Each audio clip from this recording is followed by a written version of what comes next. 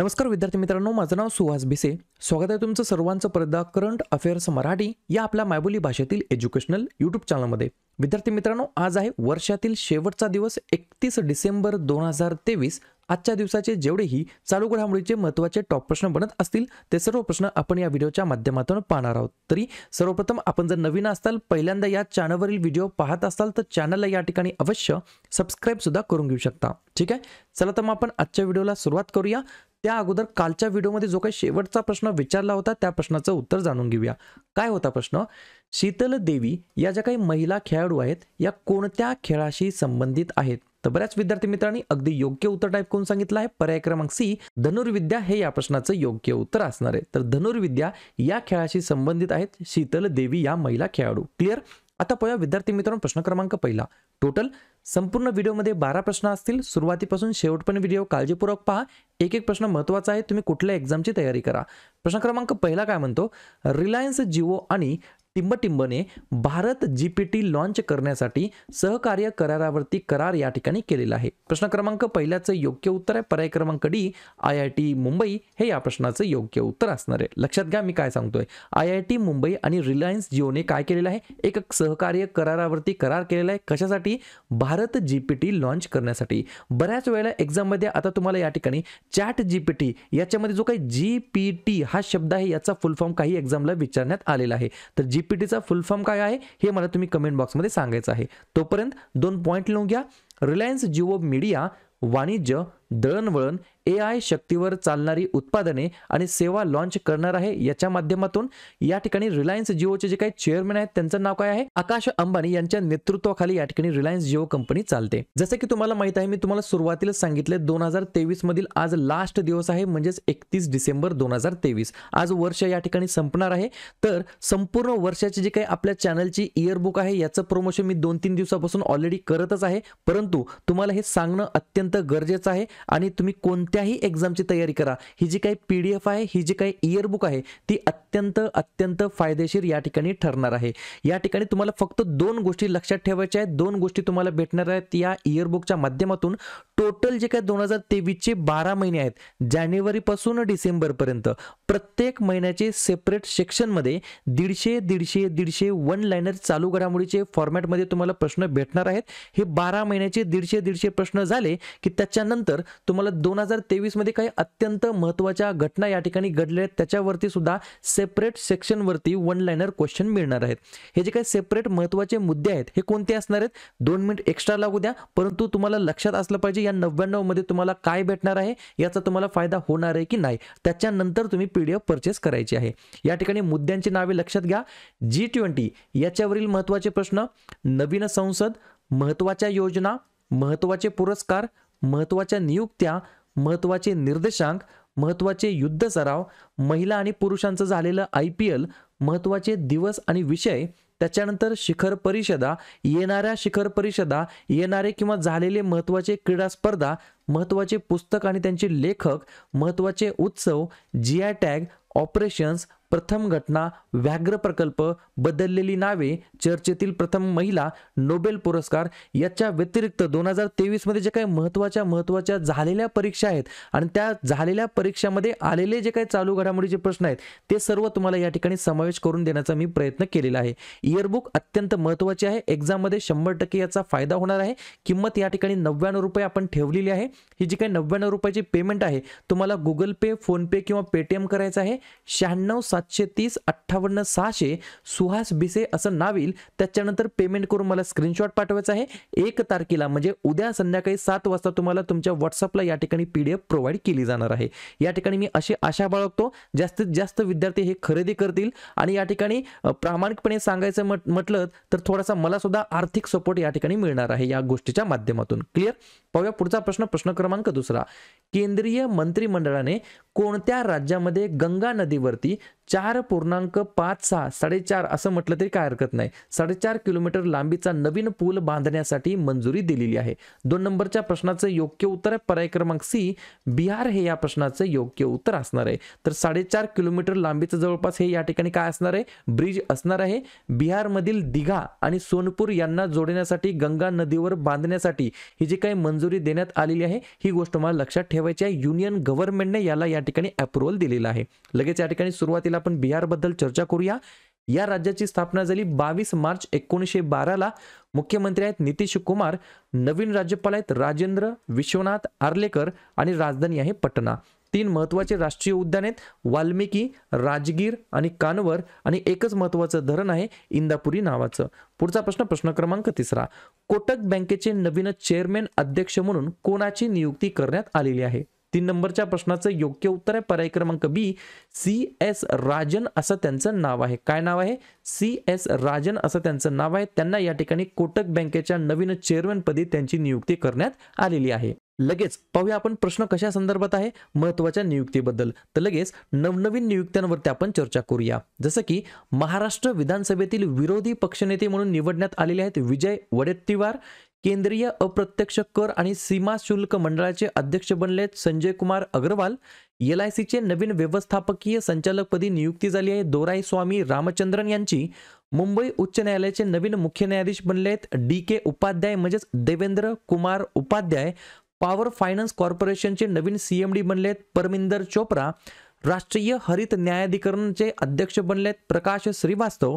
Railway बोर्डाचे नवीन अध्यक्ष आणि CEO बनलेत जया वर्मा सिन्हा.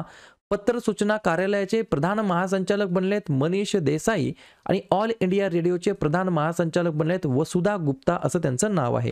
पुढचा प्रश्न प्रश्न क्रमांक 4. अयोध्या विमानतळाचे टिंबटिंब असे नामकरण करण्यात येणार आहे.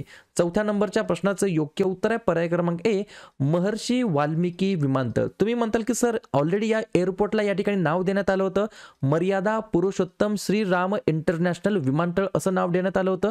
ते आता बदलून महर्षी वाल्मिकी विमानतळ असं या ठिकाणी करण्यात येणार आहे. तर या ठिकाणी लगेच आपण काय करूया मग जे काही नवनवीन या ठिकाणी नामकरण करण्यात आलेले रेल्वे स्टेशन असतील विमानतळ असतील त्याच्यावरती आपण एकदा नजर टाकूया. जसं की मुंबईमधील चर्चगेट स्थानकाचे नाव बदलून ठेवण्यात आले आहेत CD देशमुख. फिरोजाबाद रेल्वे स्थानकाचे नाव बदलून ठेवण्यात आलं आहे चंद्रनगर रेल्वे स्टेशन. पातालपानी स्टेशनचं नाव बदलून ठेवण्यात आलं आहे तंट्या भील स्टेशन. फेसबुकचं आहे मेटा. मोटेरा स्टेडियमचं झालं नरेंद्र मोदी स्टेडियम. चंदीगड आंतरराष्ट्रीय विमानतळाचं झालं शहीद भगतसिंग आंतरराष्ट्रीय विमानतळ. आगरतळा विमानतळाचं झालं महाराजा बीर बिक्रम विमानतळ. अयोध्येतील विमानतळाचं नाव बदलून महर्षी वाल्मिकी विमानतळ. रत्नागिरी रोड रेल्वे स्टेशनचं नाव बदलून Udaygiri Ratnagiri road railway station असं करण्यात आलं आणि अयोध्या रेल्वे जंक्शनचं नाव बदलून अयोध्या धाम जंक्शन असं करण्यात आलेलं आहे. पुढचा प्रश्न प्रश्न क्रमांक 5.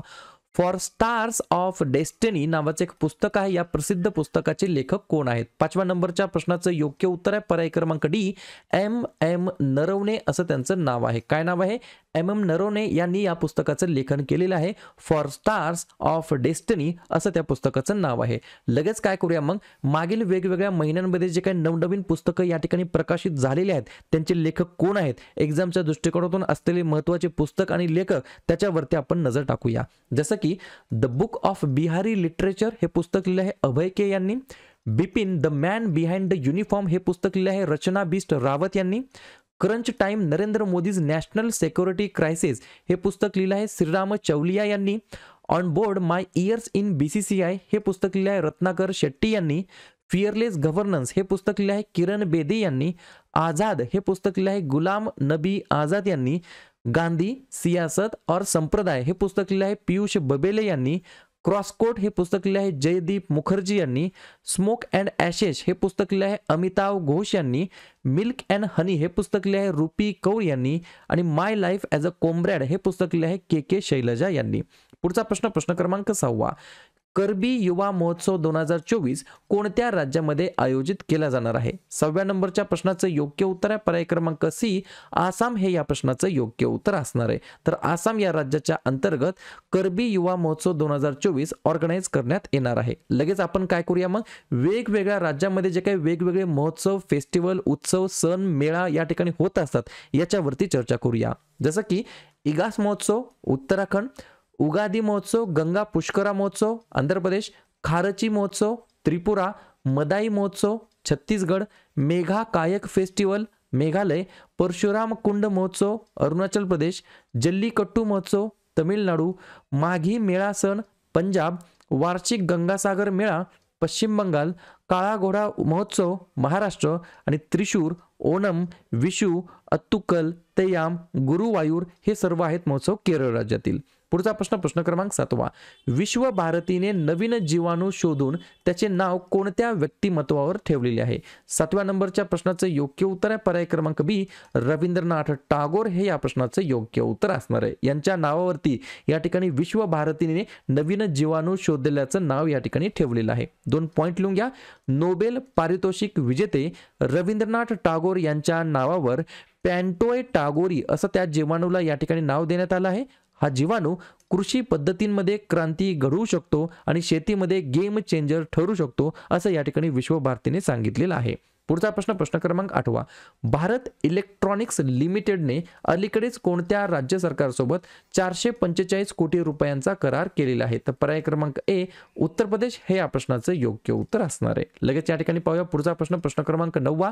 भारताच्या मिनरल बिदेश इंडिया लिमिटेड कंपनीने लिथियमच्या शोधासाठी आणि विकासासाठी कोणत्या देशासोबत करार केलेला आहे? तर पर्याय क्रमांक डी अर्जेंटिना हे या प्रश्नाचं योग्य उत्तर असणार आहे. 2-3 पॉइंट लिहून घ्या.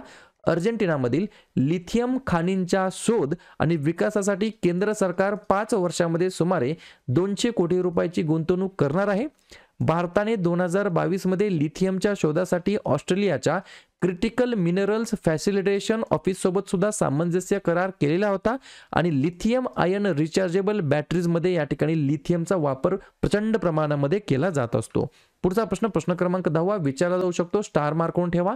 कोणत्या राज्यामध्ये जवळपास 1,500 लोकांनी तबला दरबारमध्ये एकत्र तबला वाजवून गिनीज वर्ल्ड रेकॉर्ड केलेला आहे? 10व्या नंबरच्या प्रश्नाचं योग्य उत्तर आहे पर्याय क्रमांक सी मध्य प्रदेश हे या प्रश्नाचं योग्य उत्तर असणार आहे. या ठिकाणी लगेच आपण मध्य प्रदेश बद्दल चर्चा करूया. स्थापना झाली 1 नोव्हेंबर 1956 ला. मुख्यमंत्री आहेत मोहन यादव, राज्यपाल आहेत मंगूबाई छगनभाई पटेल आणि राजधानी आहे भोपाळ. 8 महत्वाचे राष्ट्रीय उद्यान आहेत बंधवगड, कान्हा, पेंच, संजय, सातपुरा, पन्ना, वनविहार आणि कुनो आणि 4 महत्वाचे धरण आहेत गांधीसागर, बनसागर, बारगी आणि बारणा. पाहूया पुढचा प्रश्न प्रश्न क्रमांक 11. टिंबटिंबने नम्मा कार्गो ट्रक सेवा सुरू केलेली आहे. 11व्या नंबरच्या प्रश्नाचं योग्य उत्तर आहे पर्याय क्रमांक बी KSRTC हे या प्रश्नाचं योग्य उत्तर असणार आहे. तर KSRTC म्हणजे Karnataka state road transport corporation किंवा कंपनी म्हणता येईल. त्यांनी या ठिकाणी नम्मा कार्गो ट्रक सेवा सुरू केलेली आहे. अशा प्रकारे शेवटचा प्रश्न प्रश्न क्रमांक 12. कोणता देश 2027 पासून काही उत्पादनांवरती नवीन कार्बन आयात शुल्क लागू करणार आहे? तर पर्याय क्रमांक ए UK हे या प्रश्नाचं योग्य उत्तर असणार आहे. क्लिअर. उद्दिष्ट काय आहे? कमी कठोर हवामान धोरणे असलेल्या देशांकडून स्वस्त आयातीपासून व्यवसायांचे संरक्षण करणे हा याच्या मागचा मेन पर्पज असणार आहे. सर्व गोष्टी समजल्या? तर अशा प्रकारे विद्यार्थी मित्रांनो हे होतात 12 प्रश्न. उपक्रम कंटेंट हा जो काही प्रयत्न आम्ही सुरू केला आहे मराठी भाषेमध्ये मराठी विद्यार्थ्यांसाठी कसा वाटतो नक्कीच कमेंट करत चला. आणि या ठिकाणी तुमच्यासाठीचा आजचा खास प्रश्न, कच्च्या तेलाच्या खरेदीसाठी भारताने प्रथम कोणत्या देशाला रुपयांमध्ये पैसे दिलेले आहेत किंवा पेमेंट केलेलं आहे? इराण, UAE, सौदी अरेबिया की अर्जेंटिना? तर ज्या पण विद्यार्थ्यांना या प्रश्नाचं योग्य उत्तर येत असेल त्या प्रश्नाचं उत्तर तुम्ही कमेंट बॉक्समध्ये बिंदासपणे टाईप करून सांगा. या प्रश्नाचं उत्तर चुकू द्या, बरोबर येऊ द्या, काहीच हरकत नाही, परंतु ट्राय करणं, प्रयत्न करणं हे सर्वात जास्त महत्त्वाचं आहे. आणि दुसऱ्या दिवशी येऊन आपण दिलेल्या प्रश्नाचं उत्तर हे बरोबर आलं की चुकलं हे दुसऱ्या दिवशी येऊन चेक करणं, तपासणं हे देखील तितकं जास्ती महत्त्वाचं सुद्धा आहे. तर लगेच डिसेंबर महिन्यातील जे काही महत्त्वाचे दिवस आहेत त्याच्यावरती आपण चर्चा करूया. काळजीपूर्वक आहे का? 1 डिसेंबरला असतो जागतिक एड्स दिवस, 2 डिसेंबरला असतात राष्ट्रीय प्रदूषण नियंत्रण दिवस, गुलामगिरीच्या निर्मूलनासाठी आंतरराष्ट्रीय दिवस आणि जागतिक संगणक साक्षरता दिवस. त्यानंतर 3 डिसेंबरला असतो जागतिक दिव्यांग दिवस आणि राष्ट्रीय वकील दिवस. 4 डिसेंबर भारतीय नौदल दिवस आणि आंतरराष्ट्रीय चित्ता दिवस. त्याच्यानंतर 5 डिसेंबर आंतरराष्ट्रीय स्वयंसेवक दिवस आणि जागतिक माती दिवस. 6 डिसेंबर डॉक्टर बाबासाहेब आंबेडकर यांची पुण्यतिथी. 7 डिसेंबर सशस्त्र सेना ध्वज दिवस, आंतरराष्ट्रीय नागरी विमान वाहतूक दिवस. 9 डिसेंबर आंतरराष्ट्रीय भ्रष्टाचार विरोधी दिवस. 10 डिसेंबर मानवी हक्क दिवस आणि अल्फ्रेड नोबेल यांची पुण्यतिथी. 11 डिसेंबर आंतरराष्ट्रीय पर्वत दिवस आणि युनिसेफ दिवस. 14 डिसेंबर राष्ट्रीय ऊर्जा संवर्धन दिवस. 16 डिसेंबर विजय दिवस. 18 डिसेंबर भारतातील अल्पसंख्याक हक्क दिवस. 19 डिसेंबर गोवा मुक्ती दिवस. 20 डिसेंबर आंतरराष्ट्रीय मानव एकता दिवस. 22 डिसेंबर राष्ट्रीय गणित दिवस. 23 डिसेंबर किसान दिवस. 24 डिसेंबर राष्ट्रीय ग्राहक हक्क दिवस आणि 25 डिसेंबर सुशासन दिवस भारतामध्ये साजरा केला जातो. क्लिअर?